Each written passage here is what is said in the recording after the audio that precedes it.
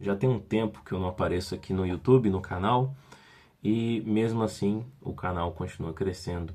Então, antes de tudo, eu quero agradecer você que chegou aí agora, que se inscreveu, o pessoal que, vendo até que eu não estava postando nada, continuou inscrito. Muito obrigado. O motivo, né, de eu ter desaparecido e ficado um bom tempo assim é que, além do desgaste da própria graduação, eu tinha vários projetos, várias coisas para fazer, entre elas, já concluídas agora, a minha carteira, que graças a Deus eu passei, fui aprovado, meu projeto de extensão, que encerrou mês passado, e consultoria que eu prestava. No momento eu estou sem cliente, então bastante coisa tranquilizou. Mas eu ainda tenho o meu estágio, 2 disciplinas na faculdade e a monografia, que para quem me segue no Instagram sabe que eu já estou quase concluindo. Inclusive, a apresentação é daqui a 7 dias. Hoje é dia 17 de junho, a terça-feira, e a apresentação é 24 de junho, terça-feira também, às 15 horas no ISEX. Eu, até onde sei, é aberto ao público. Não sei quem me assiste tem acesso ao ISEX, mas fica aí o convite para de repente aparecer lá e ver a minha apresentação. Eu sendo pressionado contra a parede pela banca, porque, enfim, é um TCC, né? Bom, o motivo desse vídeo não só é para que eu dê as caras aqui de novo, né? Além de agradecer vocês e mostrar que eu ainda estou vivo, o canal ainda está vivo, eu voltarei a postar bastante coisa, mas também falar como foi a experiência, né, de escrever o TCC, qual que é o meu tema, porque muita gente aqui não me segue no Instagram. E também não digo que é a coisa mais interessante, porque o meu Instagram é pessoal, não é exatamente de estatística. Então tem muita coisa boba, aleatória que eu posto lá. Enfim, para quem tem interesse só em estatística, né, vamos falar aqui sobre o meu TCC, sobre a minha monografia. É basicamente isso, né? Qual que é a minha expectativa, como é que eu tô, qual que foi a experiência. E avisar vocês que muito em breve eu estarei de férias, graças a Deus, e eu espero conseguir gravar mais coisas pra cá, tá? De repente até ajeitando um dinheiro, perdão, meu irmão, ajeitando um dinheiro, conseguir comprar uma mesa para escrever e conseguir dar aulas com conteúdos teóricos e mostrando, explicando com mais facilidade, né? A última vez que eu tentei fazer isso eu tive que ir passando imagens no Google. Bom, vamos lá, né? O TCC, cara, assim como muitas outras disciplinas, você se inscreve para ele através de um formulário. Ele não tem exatamente uma ordem como as outras disciplinas. Você salva no seu plano de estudos, aí se matricula, aí tem tudo organizadinho. É meio bagunçado. Por que eu estou dizendo isso? Porque você, antes de começar a fazer o TCC, muitas pessoas já conversam com o professor, buscam o orientador, e você já entra no TCC já com seu orientador, um projeto, procura meses antes, anos antes de você fazer. E eu não encontrei nenhum professor que me interessasse, que tivesse algum tema que me interessasse. E eu me inscrevi para o TCC. E me aprovaram para começar na disciplina do TCC. E eu pensei, poxa, eles não me pediram orientador, não me pediram projeto. Eu acho que eles vão ter algum professor para me indicar, ou os professores vão falar, olha, eu estou disponível para orientar. Coisa nenhuma. Eu me inscrevi e faltando 1, 2 semanas para o prazo limite para você enviar quem era seu orientador e qual era o seu projeto, foi que eu descobri que eu precisava encontrar alguém. Aí você fala, poxa, Ivan, mas isso não é óbvio? Pô, claro que você tem que encontrar alguém, ninguém vai te indicar, não. Não, não é óbvio. Se fosse óbvio, poderiam me avisar na hora que eu me inscrevi, né? Falar, olha, você está se inscrevendo? Já tem um orientador, já tem um tema. E mais, né, essa notificação de que eu tinha 1, 2 semanas para apresentar o meu tema, o meu TCC, fica escondida na página do colegiado. Eu só fiquei sabendo através de um colega. Então, assim, informação muito difícil de acessar, não é óbvia. Então fica aí a primeira dica, cara. Muito provavelmente você vai ter que arranjar sim. E aí eu fui na correria, né? Eu fui procurar professores que tivessem a ver com o meu tema. Muito coincidentemente, um outro professor mencionou que um dos professores era interessado em sociologia, que é uma das minhas áreas de interesse também pessoal e possível área da minha pós-graduação. Então fui direto falar com esse professor, ele aceitou me orientar e o tema que nós escolhemos foi, como é que se chama, cara? É representação visual de redes de contato social. Representação visual de redes de contato social através de grafos. O nome que a gente dá é modelos de grafos mistos, tá? Mas a ideia é representação de redes de contato social através de grafos. Então eu comecei com esse professor que é da estatística, mas tem interesse em sociologia, e o tema que nós utilizamos, o título do nosso trabalho, né, é Explorando a estrutura de redes complexas, uso das métricas de centralidade para a agregação de variáveis nos modelos gráficos de contato social. Esse projeto ele é a continuação de uma outra monografia orientada também, de um aluno orientado também por esse professor, em que ele fez essa representação, fez boa parte dessa representação, e eu, dando continuidade, vou analisar especificamente as medidas de centralidade para comparar os dois modelos, porque eles representam contatos sociais durante a pandemia em duas cidades da América Latina.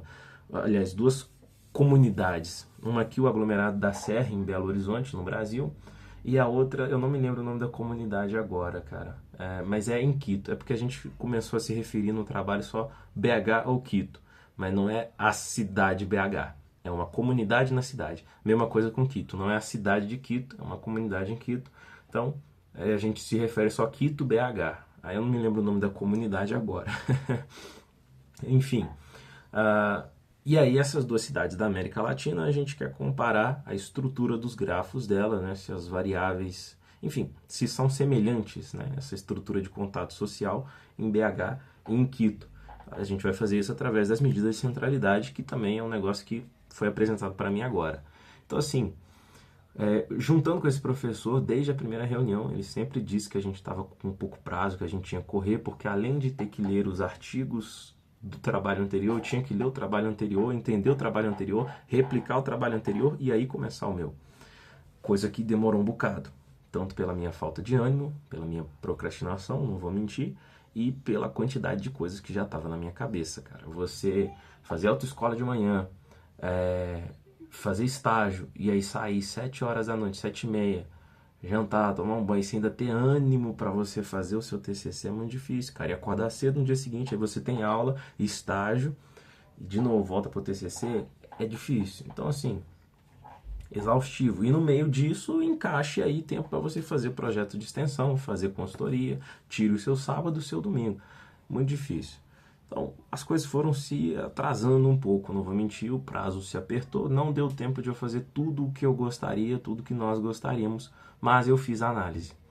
Então, a gente conseguiu fazer a comparação, e aí eu estruturei o relatório, né, com 5 capítulos, e bom, mandei para o meu orientador, né, isso aí há 1, 2 semanas, ele revisou, aliás, 1 semana, ele revisou e me passou o que eu preciso mudar, que inclusive é a ideia do que eu pretendo fazer ainda hoje, e começar a preparar os meus slides para a apresentação, porque o relatório é diferente da apresentação. Então, assim, essencialmente, as coisas foram muito corridas, não deu para fazer tudo, e em termos de conteúdo, bom, eu não vou dizer que é muito difícil, muito mais difícil do que a gente vê na graduação, né? Mas é mais complicado, não só porque você tem que pesquisar sobre um assunto que você não conhece, você tem que ir atrás, surgem técnicas e aprofundamento sobre o método que você tem que ir atrás. Então eu ia pesquisando, procurando artigos, você lendo bastante coisa, às vezes você lê bastante coisa por alto, pedaços de artigo, né? Mas você tem que ler para compreender e estruturar o seu relatório.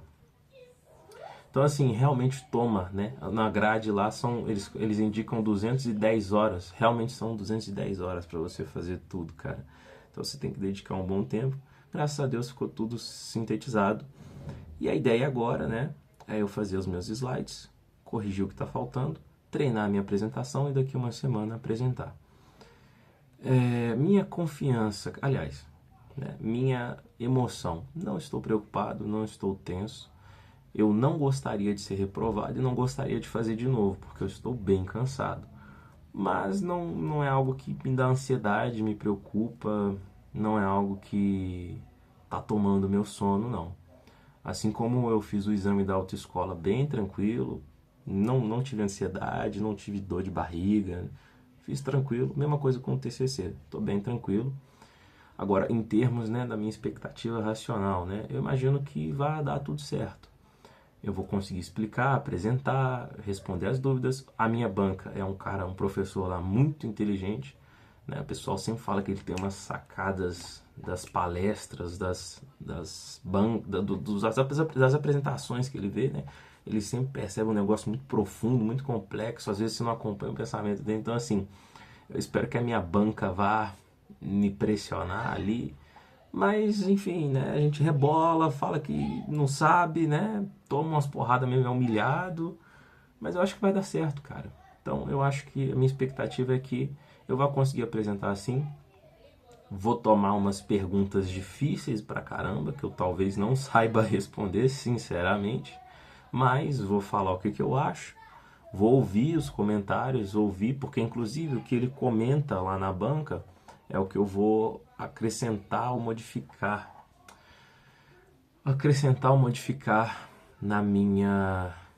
No meu relatório. Cara, a luz tá fraca porque, assim, eu não sei, bicho. A gente paga a luz, a gente não tem gato aqui em casa, mas toda vez que ligo o chuveiro a luz fica assim. Eu vou dar uma pausa, quando a luz voltar ao normal, eu volto a falar. Aliás, eu vou terminar assim mesmo, cara, no escuro. Enfim, porque já tá acabando. Então, assim, eu acho que vai ser bacana, vai ser tranquilo, vai dar certo. A minha expectativa é essa. E eu espero, né? E no dia eu também tenho uma prova, cara. Eu vou ter que estudar para essa prova ainda, mas, enfim, revisar, né, para essa prova. Enfim, no dia eu gravo um vídeo também falando qual foi minha impressão imediata, né, após a apresentação. E meus irmãozinhos falando também, cara. Pois é, né? Além de tudo que você tem que fazer, você tem isso, essas coisas dentro de casa. Não tem raiva dos meus irmãozinhos não, cara, mas enfim, você precisa de um espaço tranquilo pra você fazer as coisas, às vezes você não tem.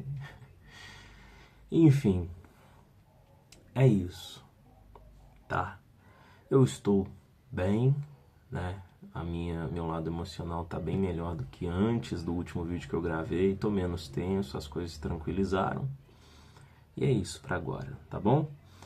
Em breve eu trago mais notícias e, bom, né, mais uma vez, enfim, gravarei mais vídeos aí em breve sobre outras coisas.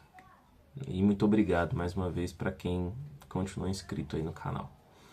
Um abraço, gente, e até muito breve. Graças a Deus, as coisas, apesar de complicadas, difíceis, trabalhosas, confusas, cansativas, exaustivas, estão caminhando aos poucos. Obrigado, viu, gente? Um abraço.